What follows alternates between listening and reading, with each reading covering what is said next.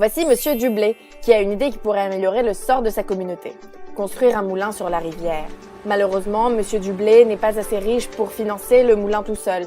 Il décide alors de proposer aux autres habitants du village de s'associer ensemble pour le construire. Chaque participant finance une partie du moulin et en échange reçoit un titre de propriété. Chaque villageois qui possède une part du moulin est appelé un actionnaire et chaque part du moulin une action. C'est un bout de papier qui indique « Monsieur Dublé a investi 100 dans ce moulin ». C'est là que nous avons alors la première société par action, fondée en France en 1375 et appelée les Moulins de Bazac.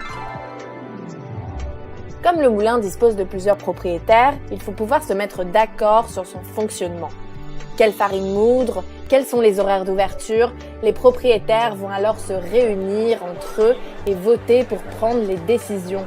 C'est l'Assemblée générale.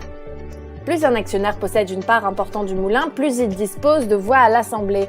Souvent, les actionnaires décident non pas de voter directement les décisions concernant le moulin, mais de voter pour choisir le meunier qui va diriger le moulin et prendre les décisions.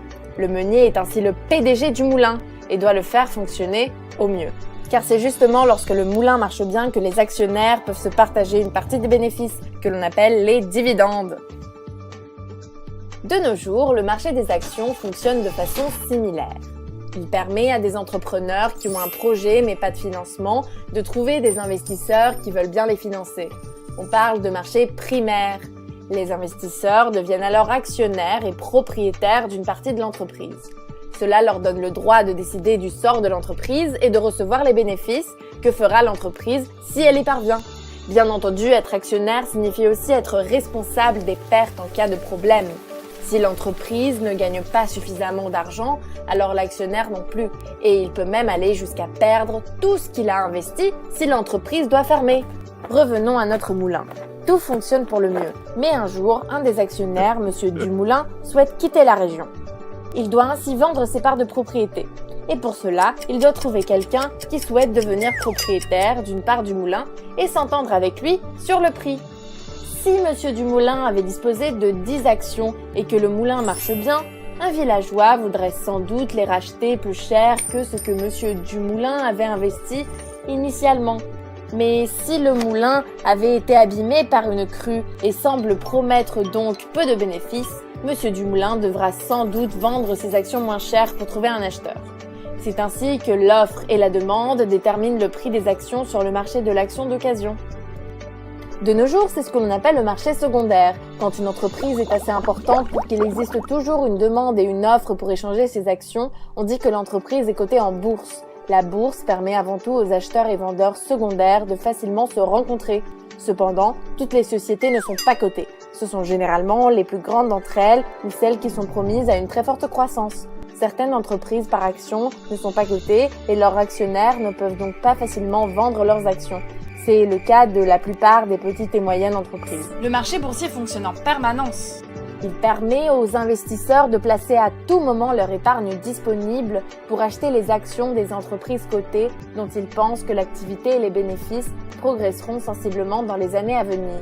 En effet, plus une entreprise cotée se développe et accroît ses bénéfices, plus les investisseurs souhaitent acquérir ces actions sur le marché secondaire, ce qui pousse leur cours à la hausse.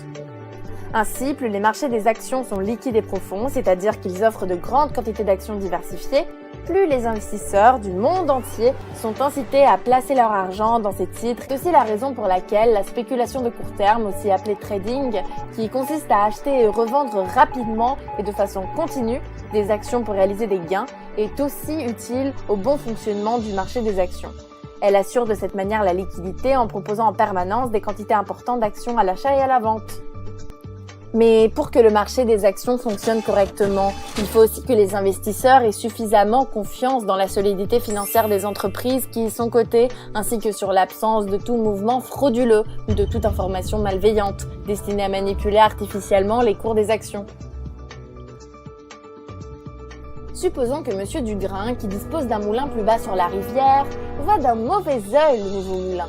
Il décide d'une stratégie diabolique. Il va lancer une rumeur, comme quoi la farine du nouveau moulin est de mauvaise qualité, pour faire chuter l'action du moulin. Il pourra alors les racheter pour pas cher et se débarrasser de son concurrent. Pour éviter que M. Dugrain ne réussisse son plan machiavélique, il faut un gendarme qui surveille ce qui se passe sur les marchés financiers et veille à ce que les participants respectent les règles. C'est pourquoi l'activité du marché des actions et les communications financières des sociétés cotées sont surveillées par une autorité indépendante spécialisée. En France, c'est l'autorité des marchés financiers qui remplit cette fonction. Si l'AMF n'existait pas en 1375, il semble bien que le plan de M. Dugrain n'ait pas fonctionné. Si les moulins de Bazac ont survécu jusqu'à nos jours, notamment parce que transformés en centrales hydroélectriques, ils ont été par la suite nationalisés en 1946.